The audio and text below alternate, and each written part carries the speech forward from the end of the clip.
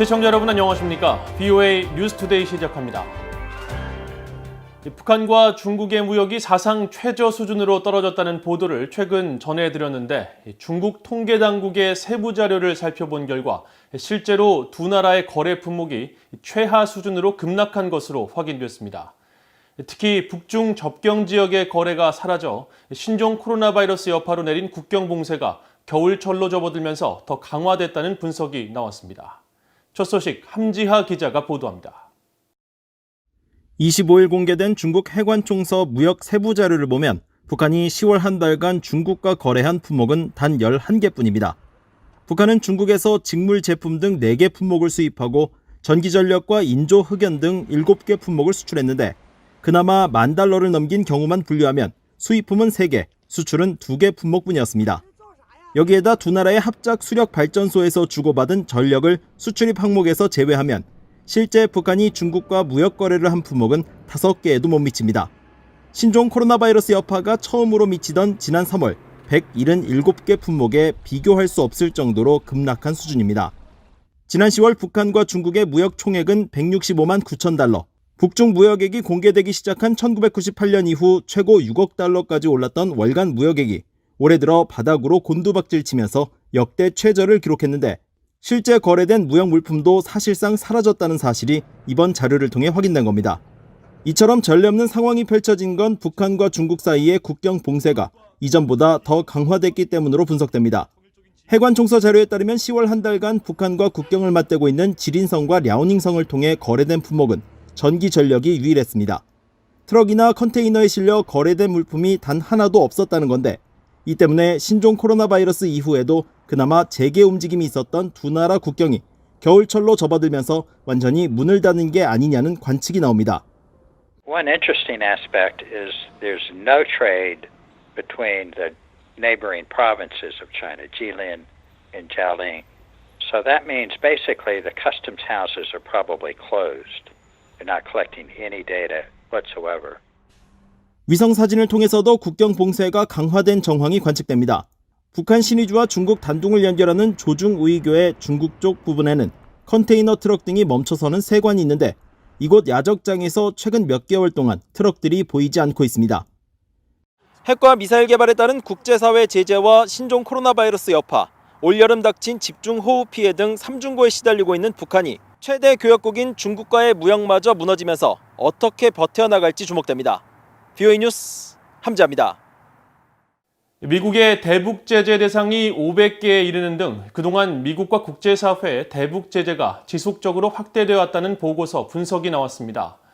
보고서는 특히 북한의 4차 핵실험 이후 대북 제재 대상이 훨씬 더 광범위해졌다면서 경제난을 겪고 있는 북한의 핵 개발 프로그램 억지 등을 대가로 하는 제한적 제재 완화를 통한 협상의 효용성을 강조했습니다. 오택성 기자가 보도합니다. 전미 북한위원회가 지난 23일 발표한 미국과 국제사회 대북 제재 특별 보고서를 통해 그동안 미국과 국제사회는 더 큰 압박으로 대북 제재를 발전시켜왔다고 분석했습니다. 보고서는 국제사회의 대북 제재는 지난 1950년대와 2000년대 초 그리고 2016년부터 현재까지 크게 3단계로 발전되어 왔다면서 2단계인 기간인 2006년 주요 대북 제재의 기틀이 만들어졌다고 설명했습니다. 2006년 북한의 1차 핵실험에 대한 대응으로 유엔 안보리 결의 17185가 채택되면서 북한의 군사용품과 대량 살상 무기와 연관한 거래를 금지했는데 이게 대북 제재의 근간이 됐다는 겁니다. 또 북한의 4차 핵실험이 있었던 2016년 이후 채택된 대북 결의부터 본격적으로 북한의 석탄 수출과 석유 수입 등을 제한하는 등 가장 높은 강도의 제재가 이어졌다고 보고서는 설명했습니다.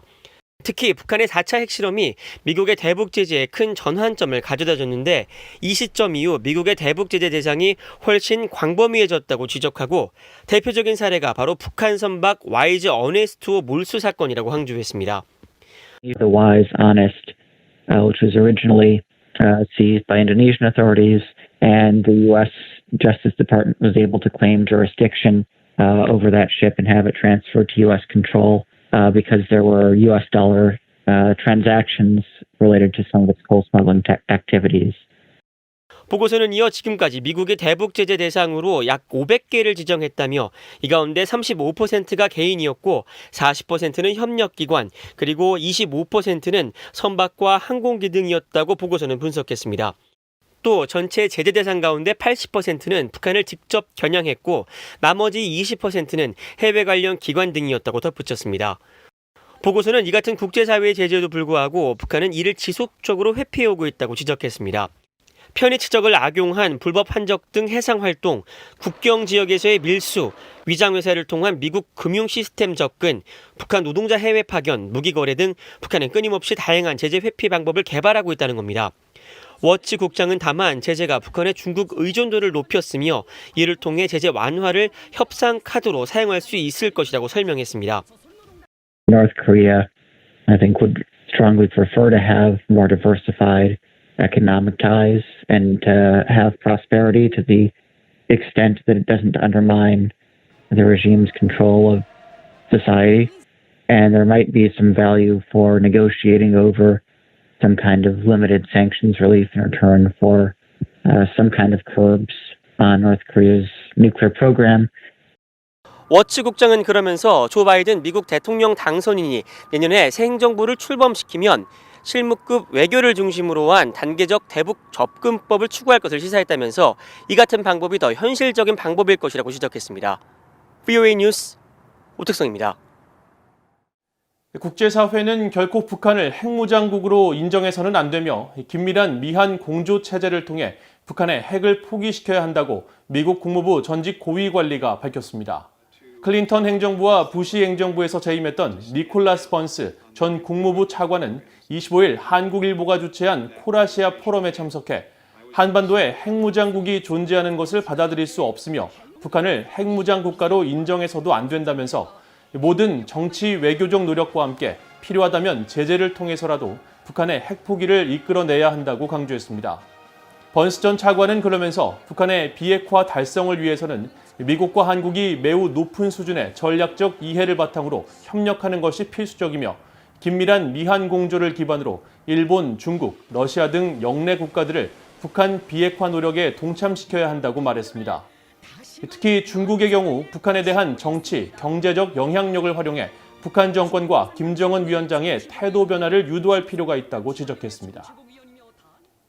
북한이 막대한 인명피해를 야기하는 반인도적 살상무기 집속탄 생산과 축적을 지속하고 있으며 집속탄 금지 국제협약에도 전혀 호응하지 않고 있다고 국제민간단체가 지적했습니다.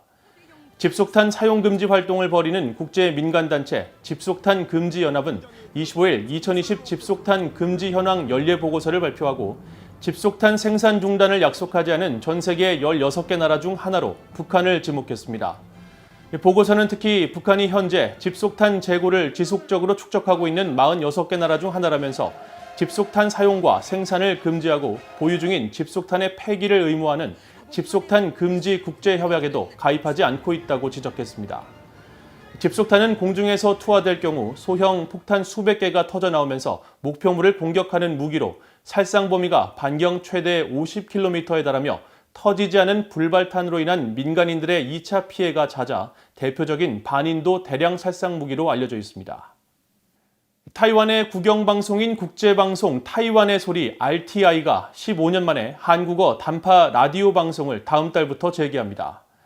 타이완의 소리 방송은 홈페이지를 통해 다음 달 13일부터 3개의 단파 채널을 통해 각각 30분씩 매일 90분 동안 한반도와 일본, 중국 동북 지역의 방송을 송출할 예정이며 한국과 일본은 매일 2회 60분, 북한과 중국 동북 지역은 1회로 오전 7시에 방송한다고 밝혔습니다.